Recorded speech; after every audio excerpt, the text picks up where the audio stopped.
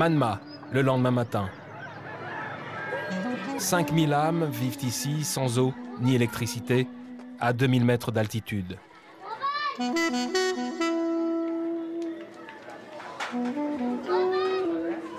Dans la rue principale, un drôle de cortège. Sur une civière, Resma. Il y a 6 mois, elle était sur la route. Elle se rendait au bazar avec sa mère et sa fille quand un tracteur bascule dans le ravin, les emportant dans sa chute. Sa mère est tuée, elle est grièvement blessée.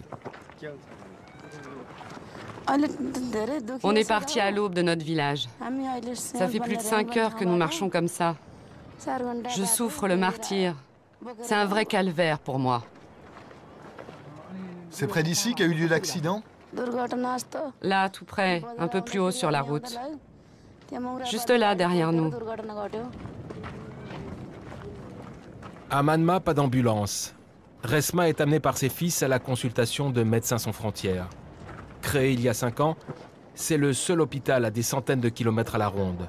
L'unique accès aux soins pour une population délaissée, bien trop loin de Katmandou, la capitale. Les salles d'attente sont toujours pleines. Il faut faire preuve de beaucoup de patience pour voir le seul médecin en exercice. Dis-lui de respirer normalement, s'il te plaît. Renée, 31 ans, hollandaise, depuis plusieurs mois au Népal. Tour à tour généraliste, chirurgien, gynécologue. Elle répond comme elle peut aux besoins des innombrables patients.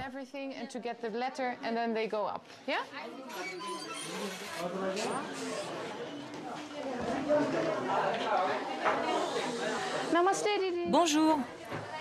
Comment ça va aujourd'hui? Ça va bien?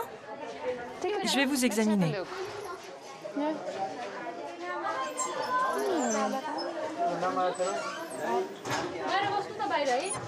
La blessure a bien cicatrisé, ça c'est bien. C'est normal que la douleur dure encore. C'est à cause des broches qu'elle a dans le corps. Il faut encore du temps pour récupérer, elle revient de loin. Elle a beaucoup de chance d'être encore en vie. La route tue beaucoup de gens ici? Oui, il y a beaucoup d'accidents. Des tracteurs, la plupart du temps, qui plongent dans le ravin, 200 mètres plus bas. Il y a beaucoup de blessés et beaucoup de morts. Depuis 5 mois que je suis ici, j'ai vu au moins une dizaine d'accidents. Donc oui, cette route est un vrai problème.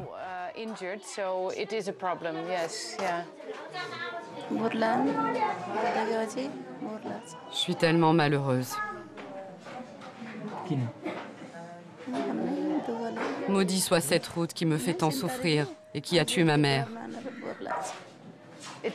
Tout ça est très paradoxal. Il y a 2 façons de voir les choses. Je suis d'une part confrontée au malheur que provoque cette route, mais aussi à son aspect positif. Elle me permet d'évacuer plus rapidement les patients que je ne peux pas soigner ici. Cette fichue route est indispensable pour ça, et parce qu'elle permet aux gens de la région d'arriver jusqu'ici. Ils la surnomment l'autoroute, mais je ne suis pas convaincue que ce soit le terme exact.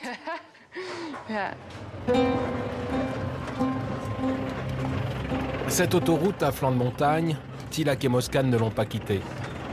Le décor est toujours le même, les difficultés aussi. Pierre et poussière.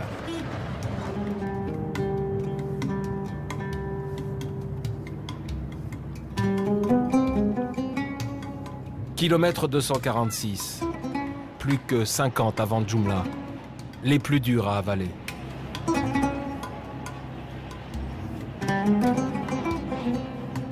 C'est de plus en plus pénible.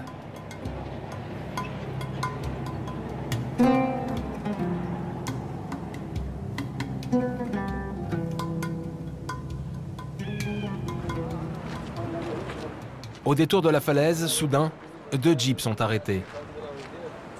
Dans l'une d'entre elles, sous une couverture, un homme paraît mal en point. Qu'est-ce qui se passe? Il y a eu un accident. Un camion est tombé dans le ravin. Là, j'emmène un des blessés vers l'hôpital. Le Le chauffeur a essayé d'éviter une grosse pierre. Et c'est là qu'on a basculé dans le vide. Il y a eu 3 morts et 5 blessés. Où est-ce que vous êtes blessé? Ma jambe droite est cassée.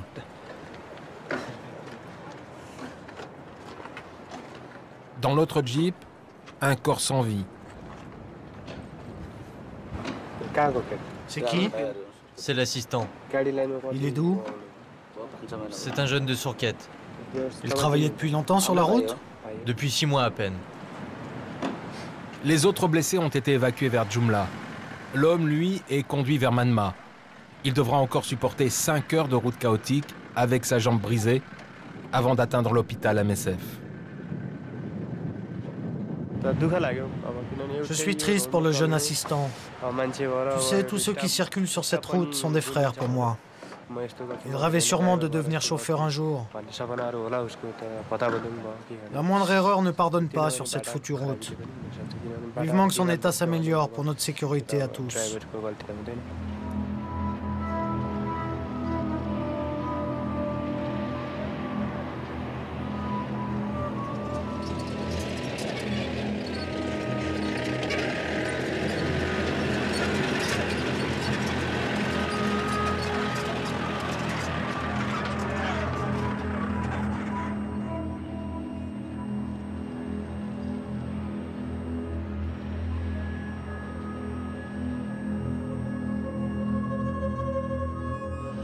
Je crois que c'est par là qu'a eu lieu l'accident. T'es sûr que c'est là? Ouais, tu vas voir. On y arrive. Tiens, regarde, c'est là.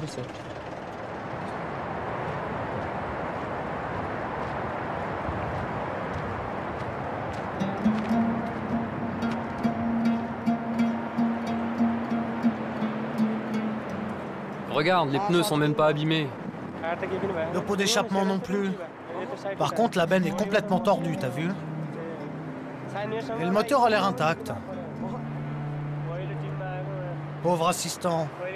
Il est mort pour un salaire de misère. À ce qui paraît, le corps de l'assistant était coincé dans la carcasse. Ouais, je sais. Ils disent que sa tête était complètement écrabouillée. À mon avis, ils ont dû faire plusieurs tonneaux. Il devait avoir la tête sortie dehors, la vitre ouverte, et il s'est brisé le cou. Quelle horreur. Et à mon avis, le chauffeur n'a pas dû être éjecté non plus. Il a dû s'accrocher à son volant jusqu'au dernier moment. Quelle saloperie cette route.